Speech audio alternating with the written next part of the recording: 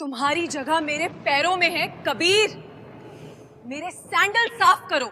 घमंडी पत्नी जिसने अपने पति को वेटर बना दिया, लेकिन जब किस्मत का पासा पलटा तो वही पति उसका मालिक बन गया। आज वही उसके घर में नौकरानी बनने पर मजबूर है। आखिर ऐसा क्या हुआ? एक स्वाभिमानी पति के बदले की दास्तान। सुबह के 8 बजे थे।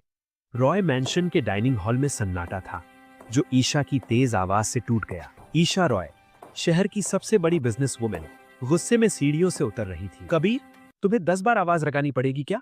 मेरी ब्लैक कॉफी कहाँ है? ईशा चिल्लाई। किचन से कबीर हाथ में कॉफी का मग लेकर जल्दी से बाहर आया। सॉरी ईशा, वो कॉफी मशीन में कुछ प्रॉब्लम थी। कबीर ने सफाई देने की कोशिश की। ईशा ने बिना कुछ सुने वो गर्म कॉफी का मग कबीर के हाथ से झटका और जानबूझकर जमीन पर गिरा दिया। गर्म कॉफी के छींटे कबीर के जूतों पर गिरे, लेकिन ईशा को कोई फर्क नहीं पड़ा। बहाने मत बनाओ, तुम जैसे घर जमाई को और काम ही क्या है?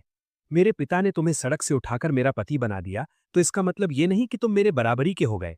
तुम्हारी औकात आज भी मेरे घर के नौकरों जैसी ही है, जो मेरे टुकड़ों पर पलते हैं। कबीर ने सिर झुका लिया। ईशा, मैं तुम्हारा पति हूँ, कम से कम थोड़ी इज्जत। Shut up. ईशा ने उसकी बात काट दी। पति?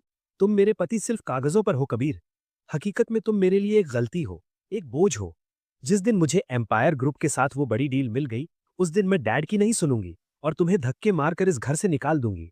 मुझे तलाक चाहिए तुमसे। मिस्टर रॉय व्हीलचेयर पर वहां आए और ये सुनकर दुखी हो गए। ईशा, ये कैसा व्यवहार है?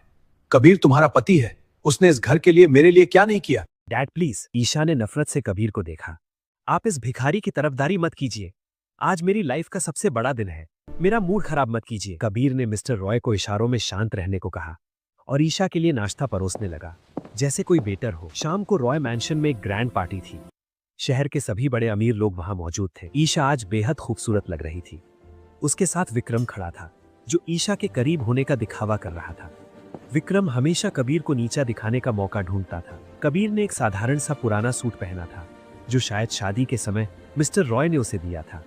वो मेहमानों के बीच जूस के गिलास लेकर घूम रहा था, क्योंकि ईशा ने उसे यही काम दिया था। विक्रम ने जोर से हंसते हुए सबका ध्यान खींचा। लेडीज एंड जेंटलमैन, मिलिए मिस्टर कबीर से, ईशा के भाग्यशाली पति। वैसे काम तो ये वेटर का कर रहे हैं, लेकिन किस्मत राजाओं वाली है। मुफ्त की रोटियां तोड़ना कोई इनसे सीखे। पूरी पार्टी में लोग हंसने लगे। ईशा को शर्म महसूस हुई कि कबीर उसका पति है। उसने अपना गुस्सा कबीर पर निकालने की सोची। कबीर, यहाँ आओ। ईशा ने सबके सामने कबीर को बुलाया। कबीर पास आया। जी ईशा। ईशा ने अपनी सैंडल की तरफ इशारा किया। देखो, मेरे सैंडल पर किसी ने ड्रिंक गिरा दी है, इसे साफ करो अभी। पूरे हॉल में सन्नाटा छा गया। मिस्टर रॉय को ये देखकर धक्का लगा। ईशा, ये तुम क्या कह रही हो? वो तुम्हारा पति है। तो क्या हुआ डैड? ईशा की आंखों में घमंड था। पति है तो क्या मेरे पैरों में नहीं झुक सकता? वैसे भी इसकी जगह मेरे पैरों में ही है। साफ करो कबीर, वरना आज रात